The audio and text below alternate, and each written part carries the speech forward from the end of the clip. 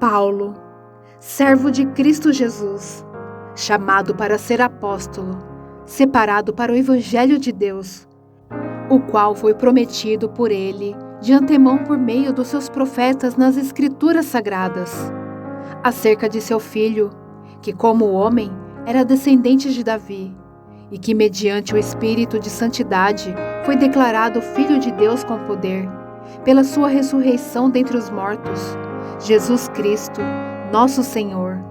Por meio dele e por causa do seu nome, recebemos graça e apostolado para chamar dentre todas as nações um povo para a obediência que vem pela fé. E vocês também estão entre os chamados para pertencerem a Jesus Cristo. A todos os que em Roma são amados de Deus e chamados para serem santos. A vocês, graça e paz da parte de Deus, nosso Pai, e do Senhor Jesus Cristo. Paulo anseia visitar a igreja em Roma. Antes de tudo, sou grato a meu Deus, mediante Jesus Cristo, por todos vocês, porque em todo o mundo está sendo anunciada a fé que vocês têm. Deus, a quem sirvo de todo o coração pregando o Evangelho de seu Filho, é minha testemunha de como sempre me lembro de vocês, em minhas orações, e peço que agora, finalmente pela vontade de Deus, seja-me aberto o caminho para que eu possa visitá-los. Anseio vê-los, a fim de compartilhar com vocês algum dom espiritual para fortalecê-los, isto é, para que eu e vocês sejamos mutuamente encorajados pela fé. Quero que vocês saibam, irmãos, que muitas vezes planejei visitá-los, mas fui impedido até agora. Meu propósito é colher algum fruto entre vocês, assim como tenho colhido entre os demais gentios. Sou devedor, tanto a gregos como a bárbaros, tanto a sábios como a ignorantes. Por isso estou disposto a pregar o Evangelho também a vocês que estão em Roma. Não me envergonho do Evangelho, porque é o poder de Deus para a salvação de todo aquele que crê, primeiro do judeu, depois do grego. Porque no Evangelho é revelada a justiça de Deus, uma justiça que do princípio ao fim é pela fé, como está escrito, o justo viverá pela fé. A ira de Deus contra a humanidade. Portanto, a ira de Deus é revelada dos céus contra toda a impiedade e injustiça dos homens que suprimem a verdade pela injustiça. Pois o que de Deus se pode conhecer é manifesto entre eles, porque Deus lhes manifestou. Pois desde a criação do mundo, os atributos invisíveis de Deus, seu eterno poder e sua natureza divina têm sido vistos claramente, sendo compreendidos por meio das coisas criadas, de forma que tais homens são indesculpáveis. Porque, tendo conhecido a Deus, não o glorificaram como Deus, nem lhe renderam graças, mas os seus pensamentos tornaram-se fúteis e o coração insensato deles obscureceu-se. Dizendo-se sábios, tornaram-se loucos e trocaram a glória do Deus imortal por imagens feitas segundo a semelhança do homem mortal, bem como de pássaros, quadrúpedes e répteis. Por isso Deus os entregou à impureza sexual, segundo os desejos pecaminosos do seu coração, para a degradação do seu corpo entre si. Trocaram a verdade de Deus pela mentira, e adoraram e serviram a coisas e seres criados, em lugar do Criador, que é bendito para sempre. Amém. Por causa disso, Deus os entregou a paixões vergonhosas. Até suas mulheres trocaram suas relações sexuais naturais por outras, contrárias à natureza. Da mesma forma, os homens também abandonaram as relações naturais com as mulheres e se inflamaram de paixão um pelos outros. Começaram a cometer atos indecentes, homens com homens, e receberam em si mesmos o castigo merecido pela sua perversão. Além do mais, visto que desprezaram o conhecimento de Deus, ele os entregou a uma disposição mental reprovável, para praticarem o que não deviam. Tornaram-se cheios de toda sorte de injustiça, maldade, ganância e depravação. Estão cheios de inveja, homicídio, rivalidades, engano e malícia. São bisbilhoteiros, caluniadores, inimigos de Deus, insolentes, arrogantes e presunçosos. Inventaram maneiras de praticar o mal. Desobedecem a seus pais, são insensatos, desleais, sem amor pela família, implacáveis. Embora conheçam o justo decreto de Deus, de que as pessoas que praticam tais coisas merecem a morte, não somente continuam a praticá-las, mas também aprovam aqueles que as praticam. O justo juízo de Deus. Portanto, você que julga os outros é indesculpável, pois está condenando a si mesmo naquilo em que julga, visto que você que julga pratica as mesmas coisas. Sabemos que o juízo de Deus contra os que praticam tais coisas é conforme a verdade. Assim, quando você, um simples homem, os julga, mas pratica as mesmas coisas, pensa que escapará do juízo de Deus? Ou será que você despreza as riquezas da sua bondade, tolerância e paciência, não reconhecendo que a bondade de Deus o leva ao arrependimento? Contudo, por causa da sua teimosia e do seu coração obstinado, você está acumulando ira contra si mesmo, para o dia da ira de Deus, quando se revelará o seu justo julgamento. Deus retribuirá a cada um conforme o seu procedimento. Ele dará vida eterna aos que, persistindo em fazer o bem, buscam glória, honra e imortalidade. Mas haverá ira e indignação para os que são egoístas, que rejeitam a verdade e seguem a injustiça. Haverá tribulação e angústia para todo ser humano que pratica o mal. Primeiro para o judeu, depois para o grego, mas glória, honra e paz para todo o que pratica o bem. Primeiro para os judeus, depois para o grego, pois em Deus não há parcialidade. Todo aquele que pecar sem a lei também perecerá. E todo aquele que pecar sob a lei, pela lei será julgado. Porque não são os que ouvem a lei que são justos aos olhos de Deus, mas os que obedecem à lei. Estes serão declarados justos.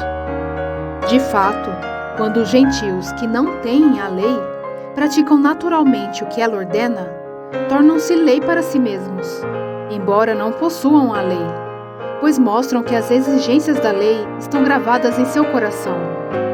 Disso dão testemunho também a sua consciência e os pensamentos deles, ora acusando-os, ora defendendo-os. Isso tudo se verá no dia em que Deus julgar os segredos dos homens, mediante Jesus Cristo, conforme o declara o meu Evangelho. Os judeus e a lei. Ora, você leva o nome de judeu, apoia-se na lei e orgulha-se de Deus.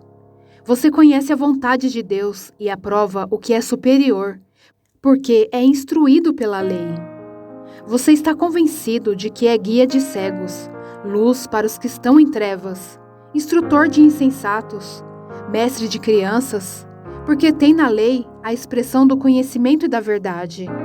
E então, você que ensina os outros, não ensina a si mesmo?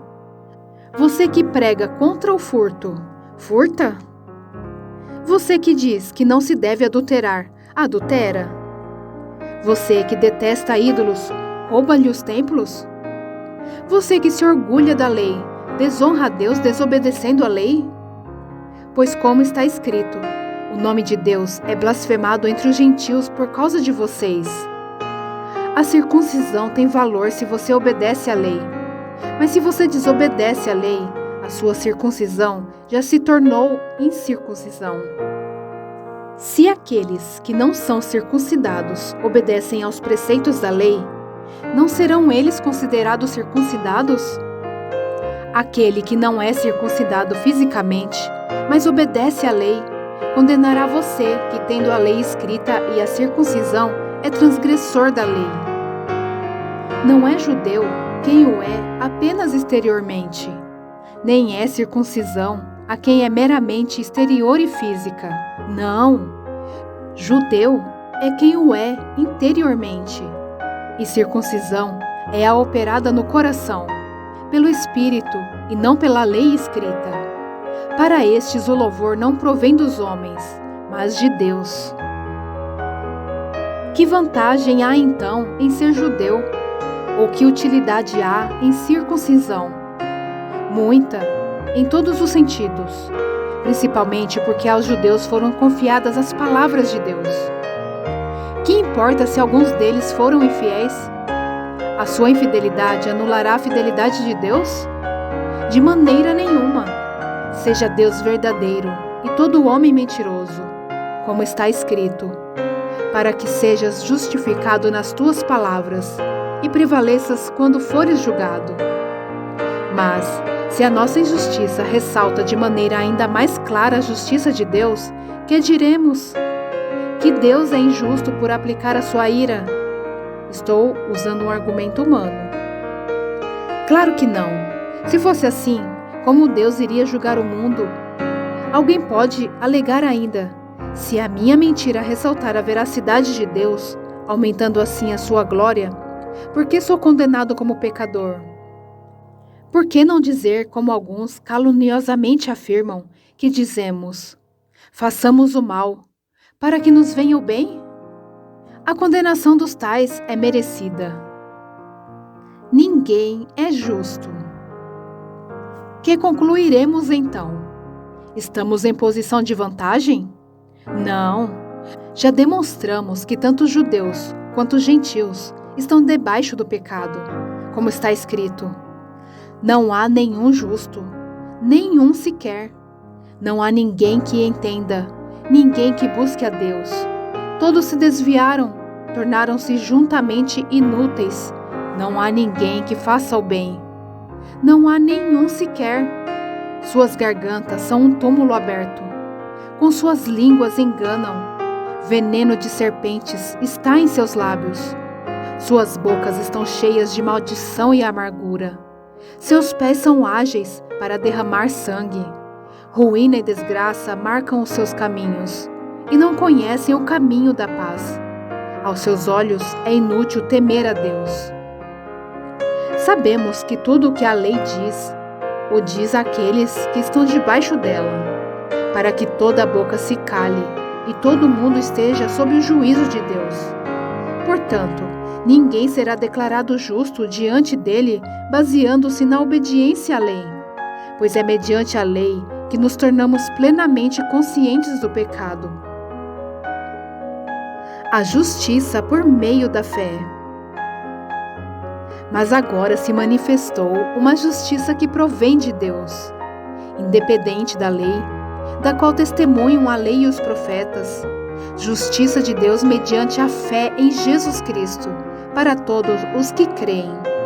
Não há distinção, pois todos pecaram e estão destituídos da glória de Deus, sendo justificados gratuitamente por sua graça, por meio da redenção que há em Cristo Jesus.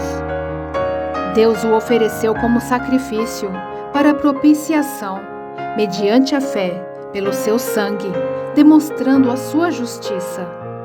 Em sua tolerância, havia deixado impunes os pecados anteriormente cometidos, mas no presente demonstrou a sua justiça, a fim de ser justo e justificador daquele que tem fé em Jesus.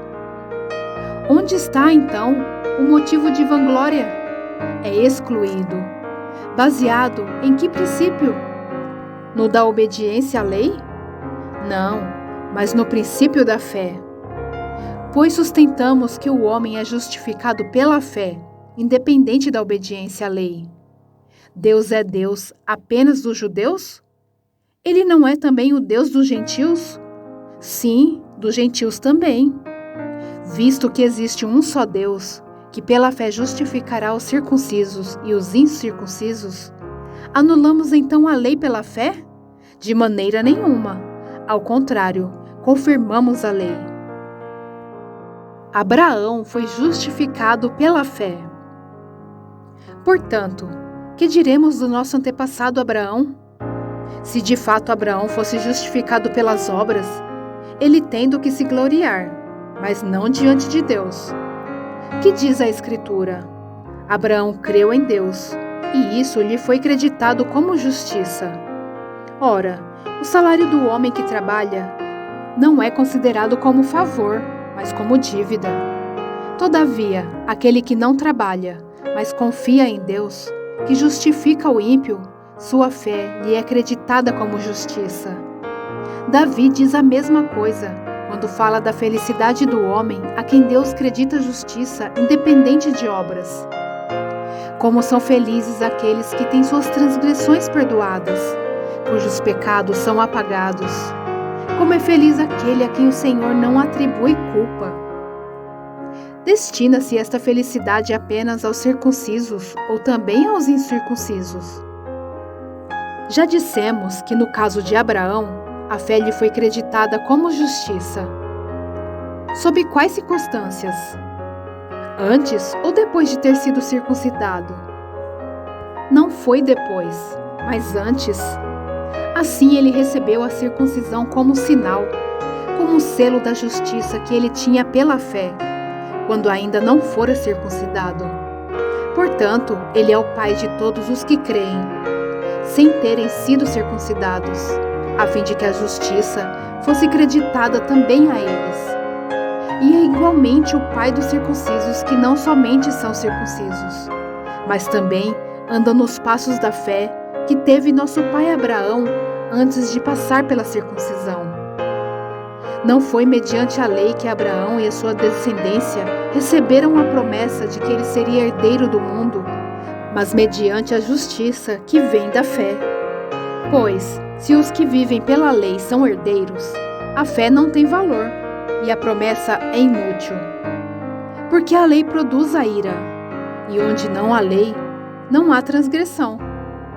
Portanto, a promessa que vem pela fé, para que seja de acordo com a graça e seja assim garantida a toda a descendência de Abraão, não apenas aos que estão sob o regime da lei, mas também aos que têm a fé que Abraão teve. Ele é o pai de todos nós, como está escrito: eu o constituí pai de muitas nações. Ele é o nosso pai aos olhos de Deus, em quem creu, o Deus que dá vida aos mortos e chama à existência coisas que não existem, como se existissem. Abraão, contra toda esperança, em esperança creu, tornando-se assim pai de muitas nações, como foi dito a seu respeito. Assim será a sua descendência. Sem se enfraquecer na fé, reconheceu que o seu corpo já estava sem vitalidade, pois já contava cerca de 100 anos de idade, e que também o ventre de Sara já estava sem vigor. Mesmo assim não duvidou, nem foi incrédulo em relação à promessa de Deus, mas foi fortalecido em sua fé e deu glória a Deus, estando plenamente convencido de que ele era poderoso para cumprir o que havia prometido. Em consequência, isso lhe foi creditado como justiça. As palavras lhe foi creditado não foram escritas apenas para ele, mas também para nós, a quem Deus creditará justiça a nós, que cremos naquele que ressuscitou dos mortos, a Jesus, nosso Senhor. Ele foi entregue à morte por nossos pecados e ressuscitado para nossa justificação. Paz e alegria. Tendo sido, pois, justificados pela fé, temos paz com Deus, por nosso Senhor Jesus Cristo, por meio de quem obtivemos acesso pela fé a esta graça na qual agora estamos firmes, e nos gloriamos na esperança da glória de Deus. Não só isso, mas também nos gloriamos nas tribulações, porque sabemos que a tribulação produz perseverança. A perseverança, um caráter aprovado, e o caráter aprovado, esperança. E a esperança não nos decepciona, porque Deus derramou seu amor em nossos corações, por meio do Espírito Santo que Ele nos concedeu. De fato, no devido tempo, quando ainda éramos fracos, Cristo morreu pelos ímpios. Dificilmente haverá alguém que morra por um justo, embora pelo homem bom, talvez alguém tenha coragem de morrer. Mas Deus demonstra o seu amor por nós. Cristo morreu em nosso favor quando ainda éramos pecadores. Como agora fomos justificados por seu sangue, muito mais ainda, por meio dele, seremos salvos da ira de Deus. Se quando éramos inimigos de Deus, fomos reconciliados com ele mediante a morte de seu Filho, quanto mais agora, tendo sido reconciliados, seremos salvos por sua vida. Não apenas isso, mas também nos gloriamos em Deus, por meio de nosso Senhor Jesus Cristo, mediante quem recebemos agora a reconciliação. Morte em Adão, vida em Cristo. Portanto, da mesma forma como o pecado entrou no mundo por um homem, e pelo pecado a morte, assim também a morte veio a todos os homens, porque todos pecaram. Pois antes de ser dada a lei, o pecado já estava no mundo. Mas o pecado não é levado em conta quando não existe lei. Todavia, a morte reinou desde o tempo de Adão até o de Moisés, mesmo sobre aqueles que não cometeram pecado semelhante à transgressão de Adão, o qual era um tipo daquele que haveria de vir. Entretanto, não há comparação entre a dádiva e a transgressão.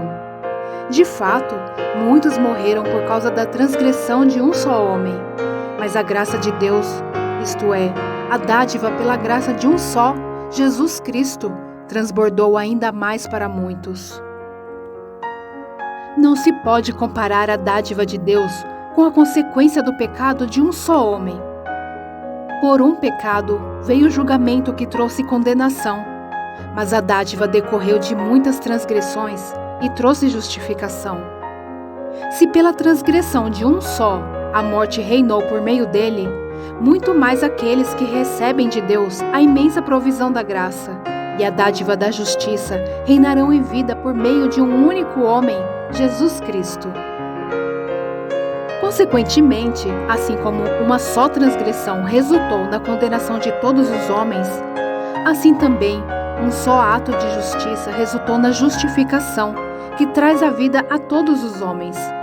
Logo, assim como por meio da desobediência de um só homem, muitos foram feitos pecadores, assim também, por meio da obediência de um único homem, muitos serão feitos justos.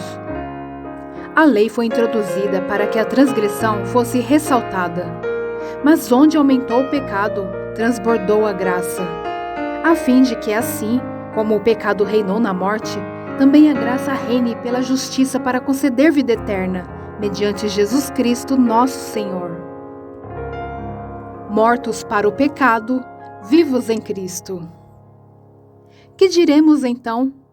Continuaremos pecando para que a graça aumente? De maneira nenhuma. Nós, os que morremos para o pecado, como podemos continuar vivendo nele? Ou vocês não sabem que todos nós que fomos batizados em Cristo Jesus, fomos batizados em sua morte? Portanto, fomos sepultados com ele na morte por meio do batismo, a fim de que, assim como Cristo foi ressuscitado dos mortos, mediante a glória do Pai, também nós vivamos uma vida nova. Se dessa forma fomos unidos a ele na semelhança da sua morte, certamente o seremos também na semelhança da sua ressurreição. Pois sabemos que o nosso velho homem foi crucificado com ele, para que o corpo do pecado seja destruído e não mais sejamos escravos do pecado. Pois quem morreu foi justificado do pecado. Ora, se morremos com Cristo, cremos que também com ele viveremos. Pois sabemos que, tendo sido ressuscitado dos mortos, Cristo não pode morrer outra vez. A morte não tem mais domínio sobre ele. Porque morrendo, ele morreu para o pecado, uma vez por todas. Mas vivendo, vive para Deus. Da mesma forma, considerem-se mortos para o pecado, mas vivos para Deus em Cristo Jesus. Portanto, não permitam que o pecado continue dominando seus corpos mortais, fazendo que vocês obedeçam aos seus desejos. Não ofereçam os membros do corpo de vocês ao pecado, como instrumentos de injustiça. Antes, ofereçam-se a Deus, como quem voltou da morte para a vida, e ofereçam os membros do corpo de vocês a Ele, como instrumentos de justiça.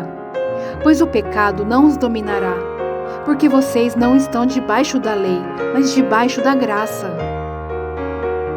Escravos da justiça. E então, vamos pecar porque não estamos debaixo da lei, mas debaixo da graça? De maneira nenhuma. Não sabem que quando vocês se oferecem a alguém para lhe obedecer como escravos, tornam-se escravos daquele a quem obedecem?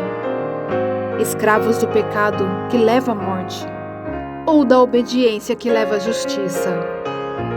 Mas graças a Deus, porque embora vocês tenham sido escravos do pecado, passaram a obedecer de coração a forma de ensino que lhes foi transmitida. Vocês foram libertados do pecado e tornaram-se escravos da justiça. Falo isso em termos humanos, por causa das suas limitações humanas. Assim como vocês ofereceram os membros do seu corpo em escravidão à impureza e à maldade que leva à maldade, ofereçam-nos agora em escravidão à justiça que leva à santidade. Quando vocês eram escravos do pecado, estavam livres da justiça. Que fruto colheram então das coisas das quais agora vocês se envergonham? O fim delas é a morte. Mas agora que vocês foram libertados do pecado e se tornaram escravos de Deus, o fruto que colhem leva à santidade, e o seu fim é a vida eterna. Pois o salário do pecado é a morte, mas o dom gratuito de Deus é a vida eterna em Cristo Jesus, nosso Senhor. A ilustração do casamento. Meus irmãos, falo a vocês como a pessoas que conhecem a lei. Acaso vocês não sabem que a lei tem autoridade sobre alguém apenas enquanto ele vive? Por exemplo, pela lei, a mulher casada está ligada a seu marido enquanto ele estiver vivo. Mas se o marido morrer, ela estará livre da lei do casamento.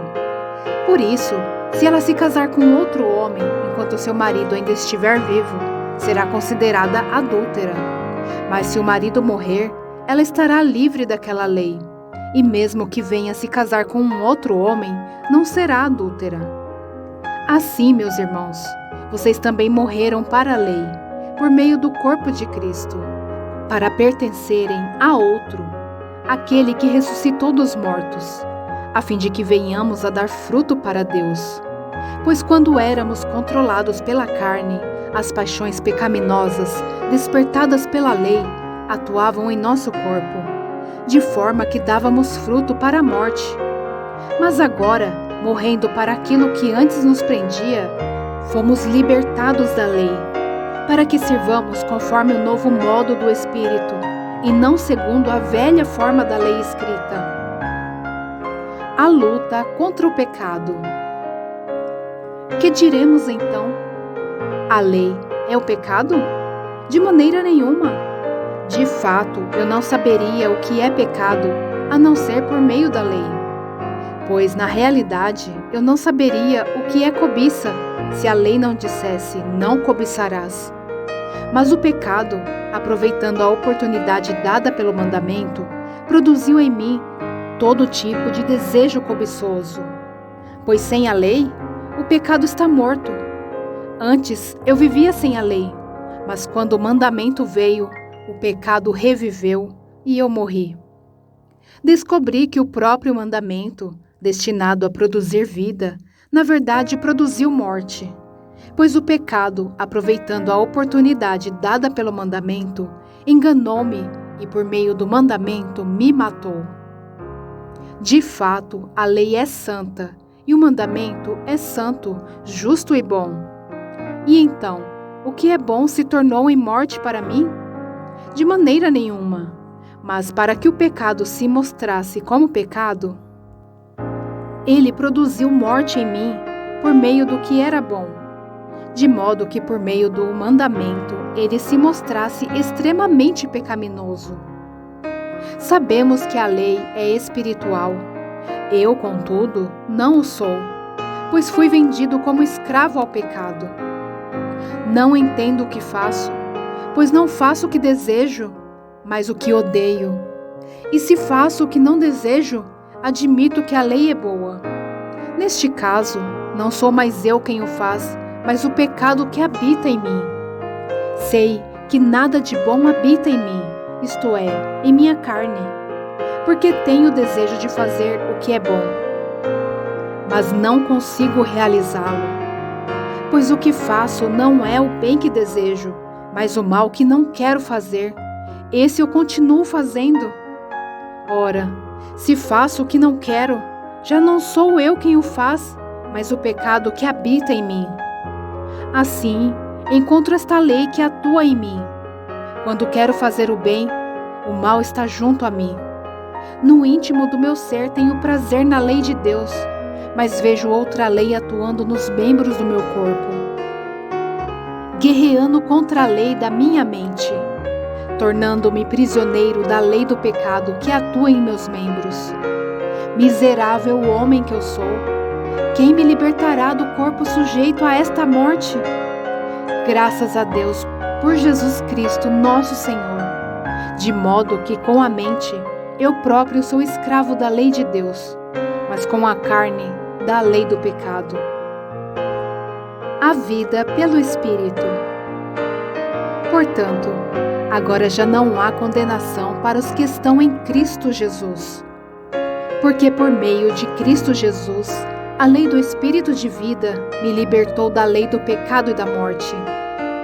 Porque aquilo que a lei fora incapaz de fazer por estar enfraquecida pela carne, Deus o fez, enviando o seu próprio Filho, à semelhança do homem pecador, como oferta pelo pecado, e assim condenou o pecado na carne, a fim de que as justas exigências da lei fossem plenamente satisfeitas em nós, que não vivemos segundo a carne, mas segundo o Espírito. Quem vive segundo a carne tem a mente voltada para o que a carne deseja, mas quem vive de acordo com o Espírito tem a mente voltada para o que o Espírito deseja. A mentalidade da carne é morte, mas a mentalidade do Espírito é vida e paz.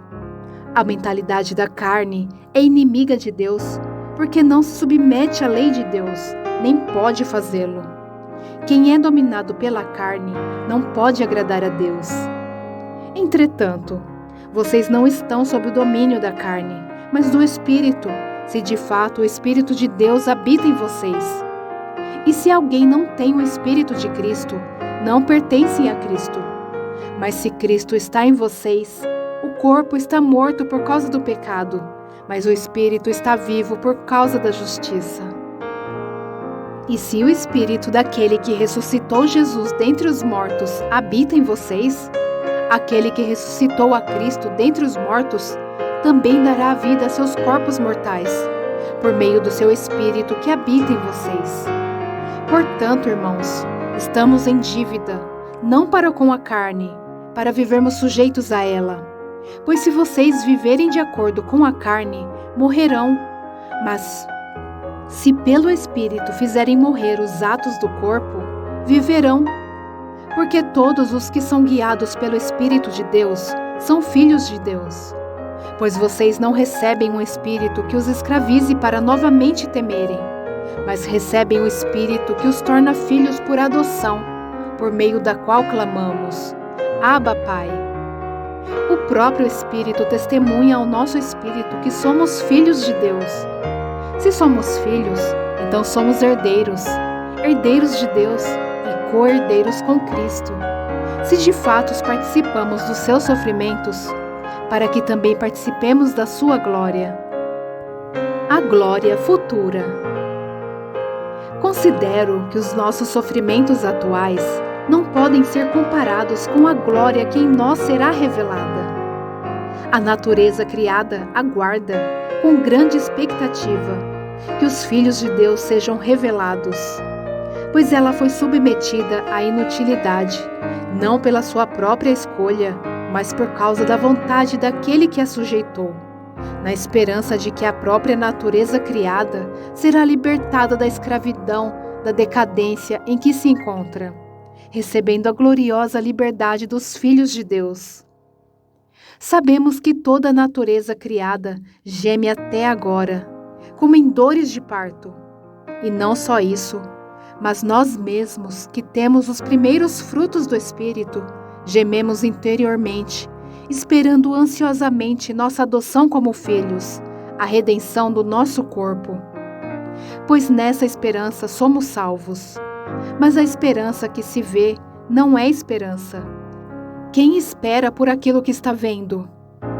Mas se esperamos o que ainda não vemos, aguardamo-lo pacientemente. Da mesma forma, o Espírito nos ajuda em nossa fraqueza, pois não sabemos como orar, mas o próprio Espírito intercede por nós com gemidos inexprimíveis. E aquele que sonda os corações conhece a intenção do Espírito, porque o Espírito intercede pelos santos de acordo com a vontade de Deus. Mais que vencedores. Sabemos que Deus age em todas as coisas para o bem daqueles que o amam, dos que foram chamados de acordo com o seu propósito. Pois aqueles que de antemão conheceu, também os predestinou para serem conformes à imagem de seu Filho, a fim de que ele seja o primogênito entre muitos irmãos. E aos que predestinou, também chamou. Aos que chamou, também justificou. Aos que justificou, também glorificou. Que diremos, pois, diante dessas coisas? Se Deus é por nós, quem será contra nós? Aquele que não poupou seu próprio Filho, mas o entregou por todos nós, como não nos dará juntamente com ele e de graça todas as coisas? Quem fará alguma acusação contra os escolhidos de Deus? É Deus quem os justifica. Quem os condenará? Foi Cristo Jesus que morreu, e mais, que ressuscitou e está à direita de Deus, e também intercede por nós. Quem nos separará do amor de Cristo?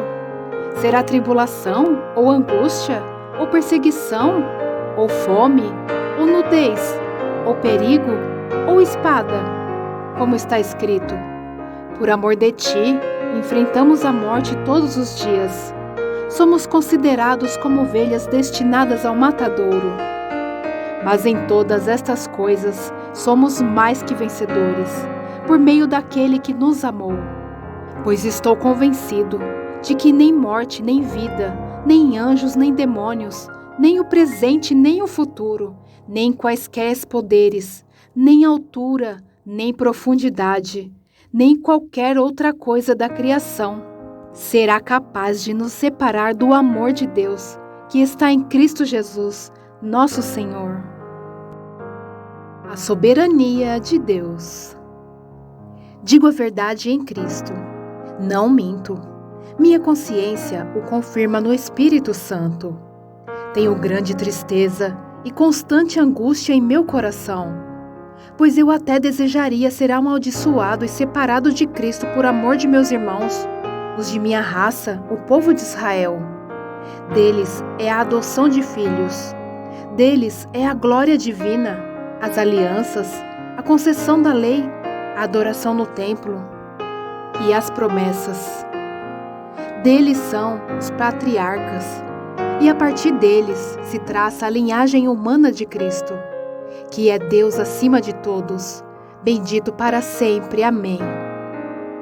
Não pensemos que a palavra de Deus falhou, pois nem todos os descendentes de Israel são Israel. Nem por serem descendentes de Abraão, passaram todos a ser filhos de Abraão. Ao contrário, por meio de Isaque, a sua descendência será considerada. Noutras palavras, não são os filhos naturais que são filhos de Deus, mas os filhos da promessa é que são considerados descendência de Abraão. Pois foi assim que a promessa foi feita: no tempo devido, virei novamente, e Sara terá um filho. E esse não foi o único caso. Também os filhos de Rebeca tiveram um mesmo pai, nosso pai Isaque. Todavia, antes que os gêmeos nascessem, ou fizessem qualquer coisa boa ou má, a fim de que o propósito de Deus, conforme a eleição, permanecesse não por obras, mas por aquele que chama. Foi dito a ela: o mais velho servirá ao mais novo. Como está escrito: amei Jacó, mas rejeitei Esaú. E então o que diremos? Acaso Deus é injusto? De maneira nenhuma, pois ele diz a Moisés: terei misericórdia de quem eu quiser ter misericórdia, e terei compaixão de quem eu quiser ter compaixão. Portanto, isso não depende do desejo ou do esforço humano, mas da misericórdia de Deus. Pois a Escritura diz ao Faraó: eu o levantei exatamente com este propósito, mostrar em você o meu poder, e para que meu nome seja proclamado em toda a terra. Portanto, Deus tem misericórdia de quem Ele quer, e endurece a quem Ele quer. Mas algum de vocês me dirá: então por que Deus ainda nos culpa? Pois quem resiste à sua vontade? Mas quem é você, ó homem, para questionar a Deus? Acaso aquilo que é formado pode dizer ao que formou: por que me fizeste assim? O oleiro não tem direito de fazer do mesmo barro um vaso para fins nobres e outro para uso desonroso? E se Deus, querendo mostrar a sua ira e tornar conhecido o seu poder, suportou com grande paciência os vasos de sua ira, preparados para a destruição? Que dizer se ele fez isto para tornar conhecidas as riquezas de sua glória aos vasos de sua misericórdia, que preparou de antemão para a glória, ou seja, a nós, a quem também chamou, não apenas dentre os judeus, mas também dentre os gentios? Como ele diz em Oséias: chamarei meu povo, a quem não é meu povo, e chamarei minha amada, a quem não é minha amada. E acontecerá que no mesmo lugar em que se lhes declarou: vocês não são meu povo, eles serão chamados filhos do Deus vivo. Isaías exclama com relação a Israel: embora o número dos israelitas seja como a areia do mar, apenas o remanescente será salvo. Pois o Senhor executará na terra a sua sentença, rápida e definitivamente. Como anteriormente disse Isaías: se o Senhor dos Exércitos não nos tivesse deixado descendentes, já estaríamos como Sodoma e semelhantes a Gomorra. A incredulidade de Israel. Que diremos então? Os gentios, que não buscavam justiça, a obtiveram, uma justiça que vem da fé. Mas Israel, que buscava uma lei que trouxesse justiça, não a alcançou. Por que não? Porque não a buscava pela fé, mas como se fosse por obras. Eles tropeçaram na pedra de tropeço, como está escrito: eis que ponho em Sião uma pedra de tropeço e uma rocha que faz cair, e aquele que nela confia jamais será envergonhado. Irmãos, o desejo do meu coração e a minha oração a Deus pelos israelitas é que eles sejam salvos. Posso testemunhar que eles têm zelo por Deus, mas o seu zelo não se baseia no conhecimento. Porquanto, ignorando a justiça que vem de Deus e procurando estabelecer a sua própria, não se submeteram à justiça de Deus. Porque o fim da lei é Cristo, para a justificação de todo o que crê. Moisés descreve dessa forma a justiça que vem da lei. O homem que fizer estas coisas viverá por meio delas. Mas a justiça que vem da fé diz: não diga em seu coração: quem subirá aos céus? Isto é, para fazer Cristo descer? Ou quem descerá ao abismo? Isto é, para fazer Cristo subir dentre os mortos. Mas o que ela diz? A palavra está perto de você. Está em sua boca e em seu coração. Isto é, a palavra da fé que estamos proclamando. Se você confessar com a sua boca que Jesus é o Senhor e crer em seu coração que Deus o ressuscitou dentre os mortos, será salvo. Pois com o coração se crê para a justiça, e com a boca se confessa para a salvação, como diz a Escritura. Todo o que nele confia jamais será envergonhado. Não há diferença entre os judeus e gentios, pois o mesmo Senhor é Senhor de todos e abençoa ricamente todos os que o invocam. Porque todo aquele que invocar o nome do Senhor será salvo.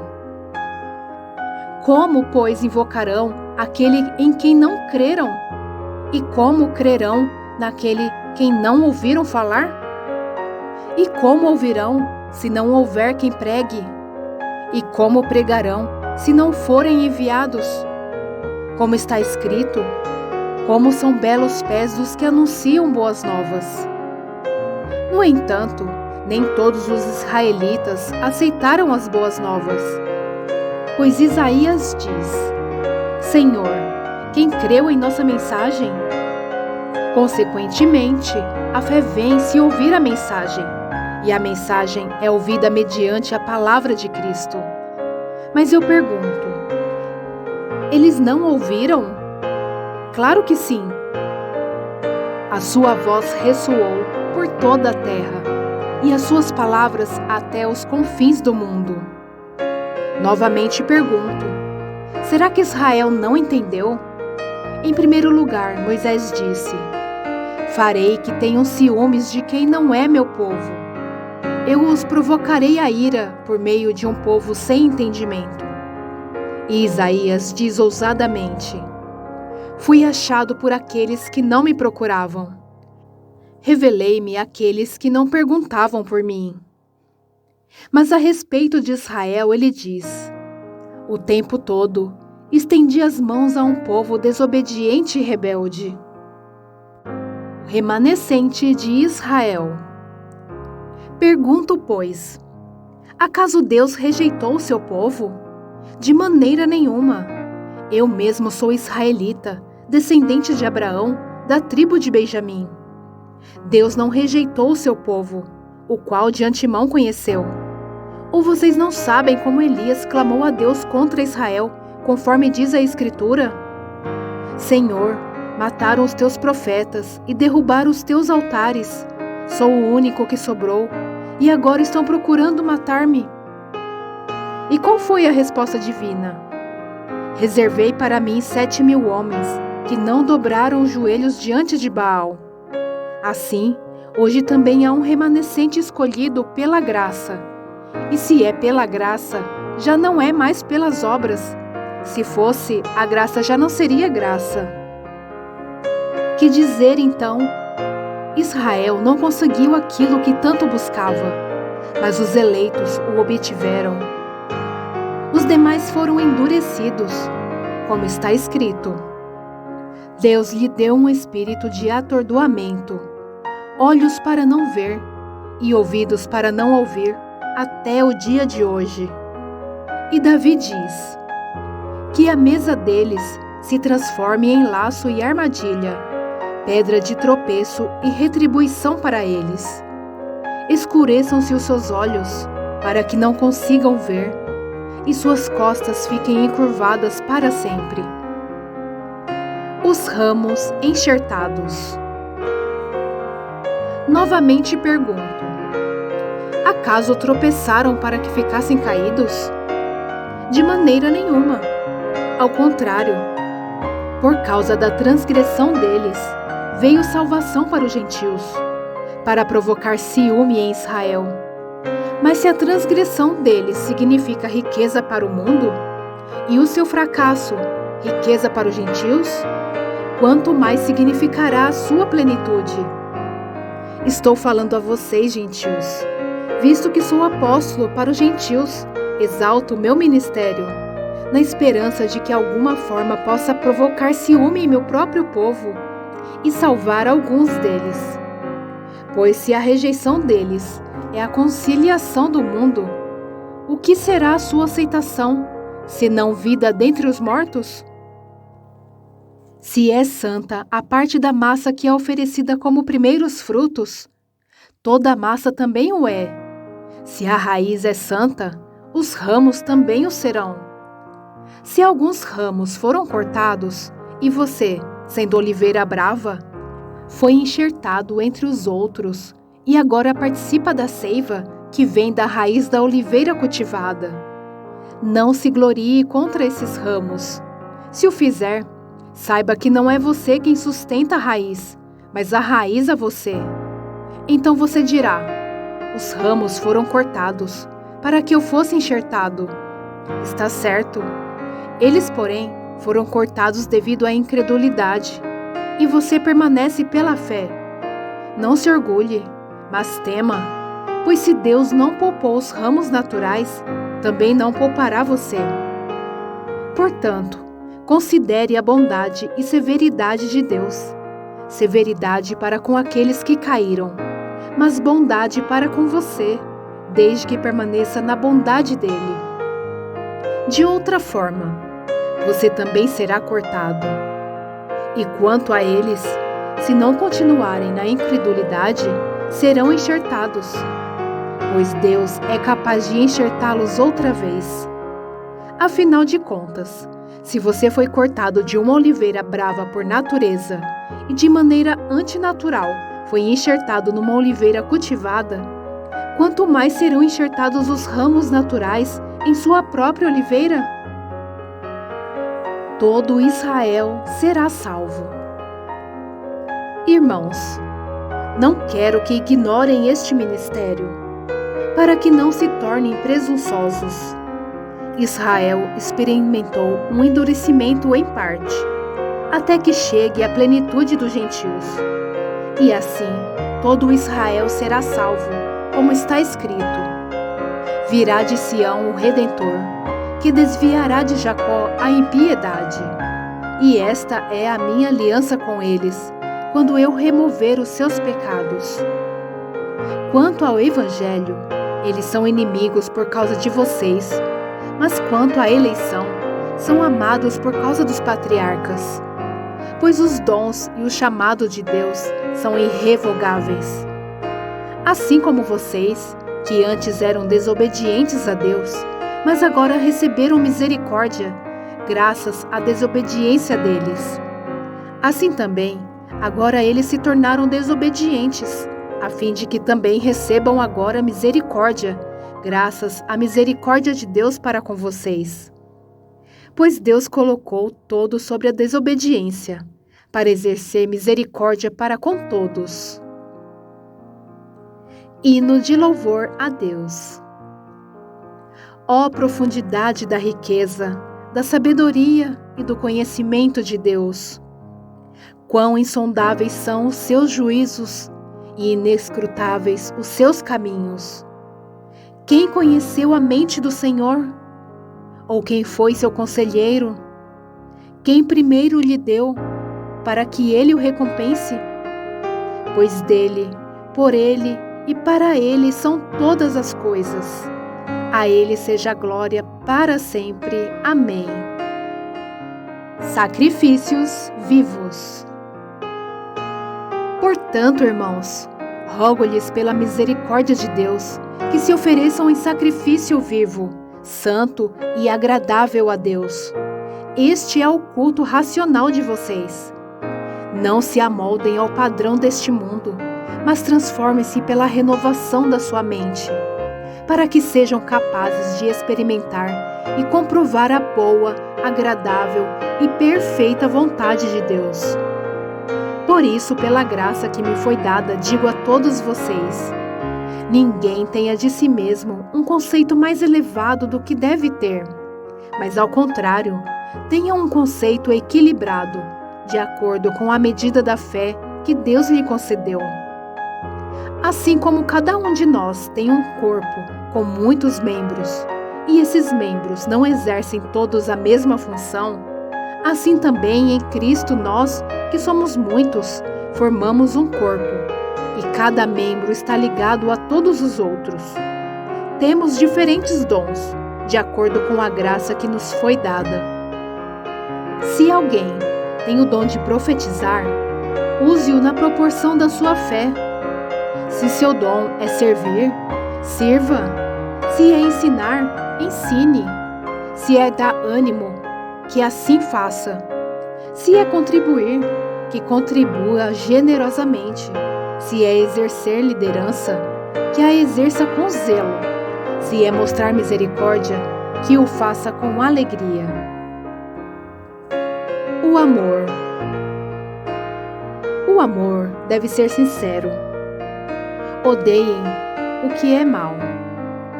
Apeguem-se ao que é bom. Dediquem-se uns aos outros com amor fraternal.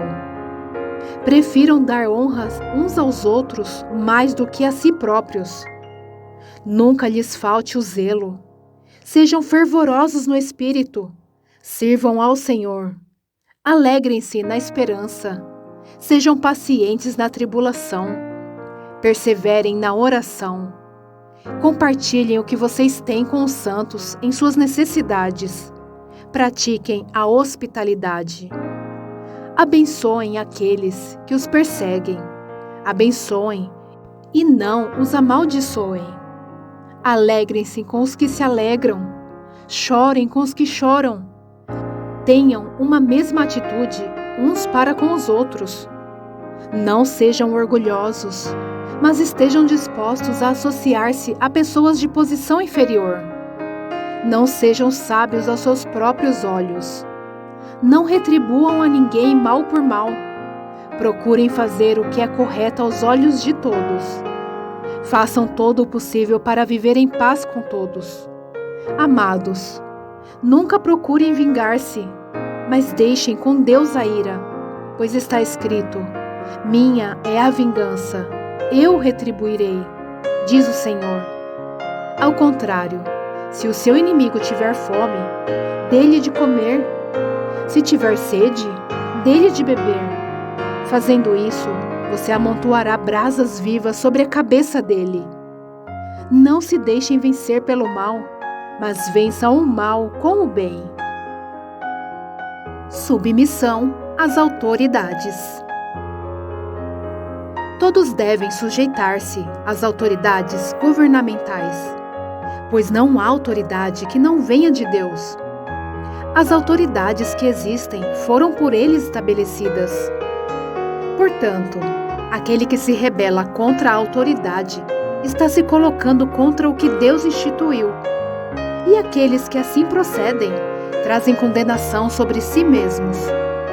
Pois os governantes não devem ser temidos, a não ser pelos que praticam o mal. Você quer viver livre do medo da autoridade? Pratique o bem, e ela o enaltecerá, pois é serva de Deus para o seu bem. Mas se você praticar o mal, tenha medo, pois ela não porta a espada sem motivo.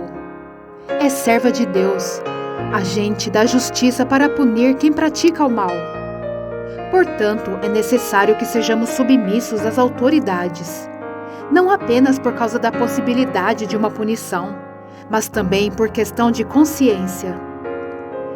É por isso também que vocês pagam imposto, pois as autoridades estão a serviço de Deus, sempre dedicadas a este trabalho. Deem a cada um o que lhe é devido. Se imposto, imposto. Se tributo, tributo. Se temor, temor. Se honra, honra. O amor ao próximo e o fim dos tempos. Não devam nada a ninguém, a não ser o amor de uns pelos outros, pois aquele que ama seu próximo tem cumprido a lei. Pois estes mandamentos: não adulterarás, não matarás, não furtarás, não cobiçarás, e qualquer outro mandamento, todos se resumem neste preceito: ame o seu próximo como a si mesmo. O amor não pratica o mal contra o próximo. Portanto, o amor é o cumprimento da lei.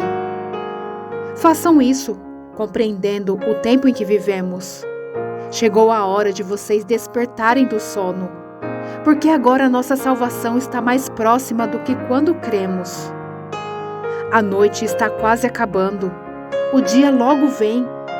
Portanto, deixemos de lado as obras das trevas e revistamo-nos da armadura da luz. Comportemo-nos com decência, como quem age à luz do dia, não em orgias e bebedeiras, não em imoralidade sexual e depravação, não em desavença e inveja. Ao contrário, revistam-se do Senhor Jesus Cristo e não fiquem premeditando como satisfazer os desejos da carne. Os fracos e os fortes. Aceitem o que é fraco na fé, sem discutir assuntos controvertidos. Um crê que pode comer de tudo. Já outro, cuja fé é fraca, come apenas alimentos vegetais. Aquele que come de tudo não deve desprezar o que não come, e aquele que não come de tudo não deve condenar aquele que come, pois Deus o aceitou. Quem é você para julgar o servo alheio?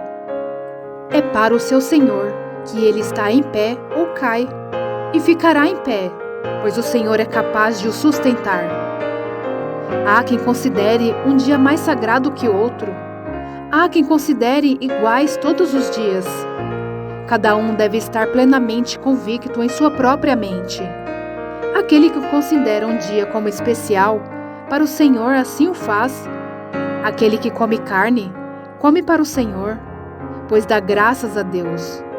E aquele que se abstém, para o Senhor se abstém, e dá graças a Deus. Pois nenhum de nós vive apenas para si, e nenhum de nós morre apenas para si.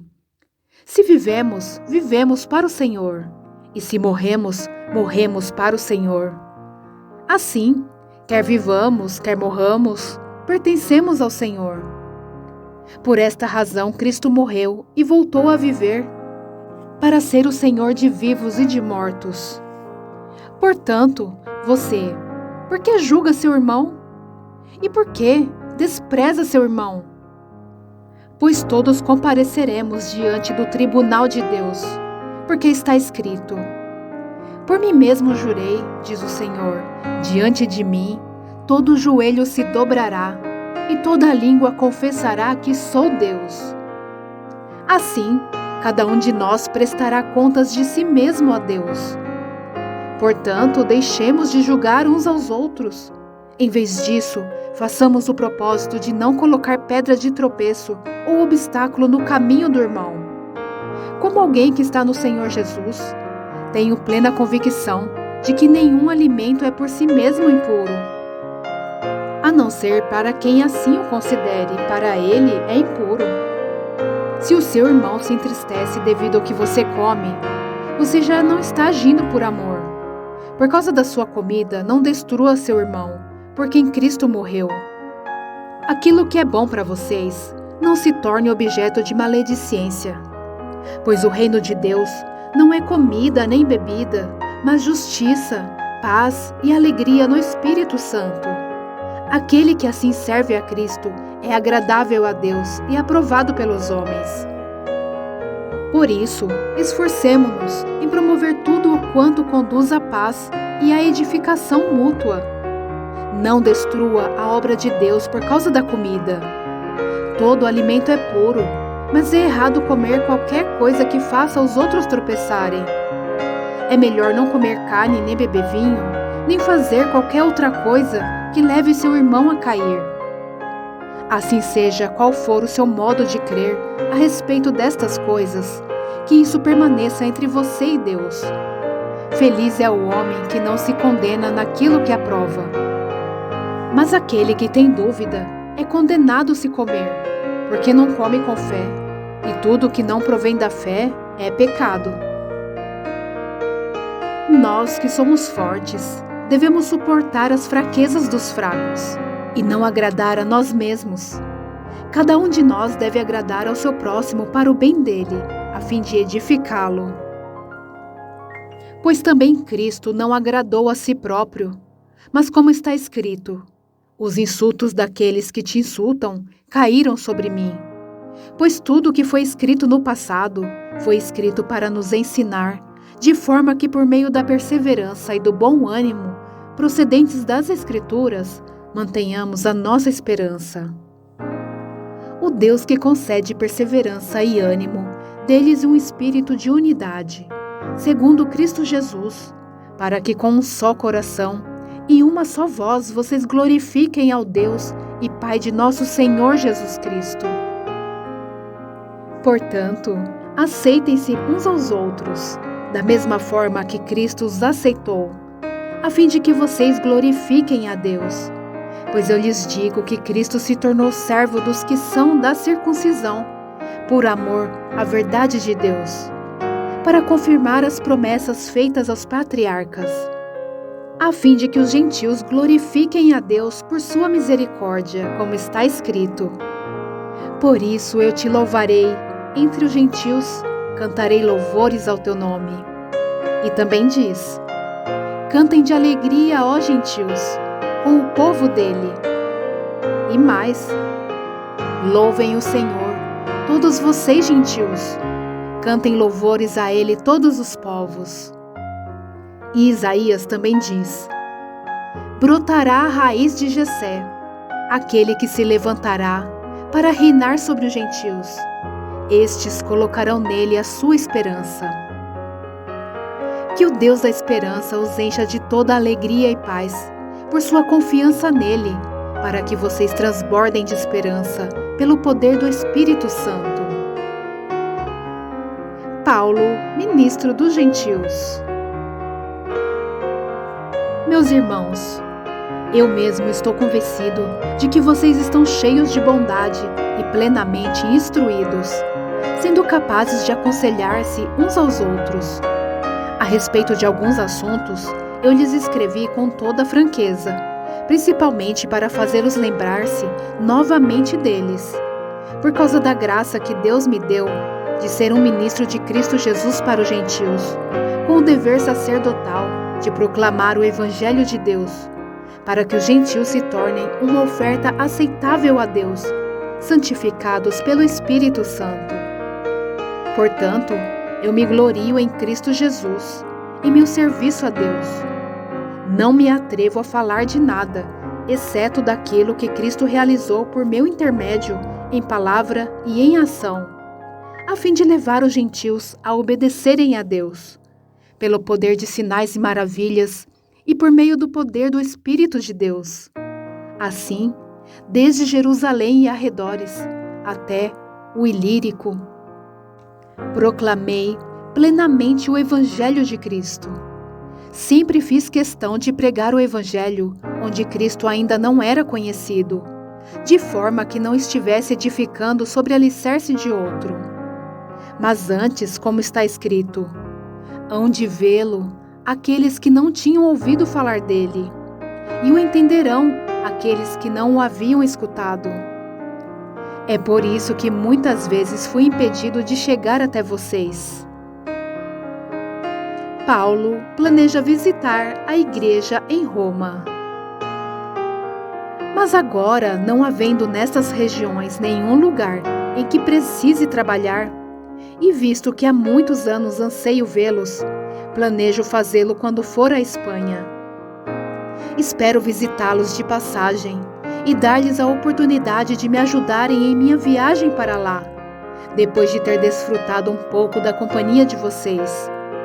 Agora, porém, estou de partida para Jerusalém, a serviço dos santos, pois a Macedônia e a Acaia tiveram a alegria de contribuir para os pobres dentre os santos de Jerusalém. Tiveram prazer nisso, e de fato são devedores aos santos de Jerusalém. Pois se os gentios participaram das bênçãos espirituais dos judeus, devem também servir aos judeus com seus bens materiais. Assim, depois de completar esta tarefa e de ter a certeza de que eles receberam este fruto, irei à Espanha e visitarei vocês de passagem. Sei que quando for visitá-los, irei na plenitude da bênção de Cristo. Recomendo-lhes, irmãos, por nosso Senhor Jesus Cristo e pelo amor do Espírito, que se unam a mim em minha luta, orando a Deus em meu favor. Orem para que eu esteja livre dos descrentes da Judeia e que meu serviço em Jerusalém seja aceitável aos santos, de forma que, pela vontade de Deus, eu os visite com alegria e, juntamente com vocês, desfrute de um período de refrigério. O Deus da paz seja com todos vocês. Amém. Saudações pessoais.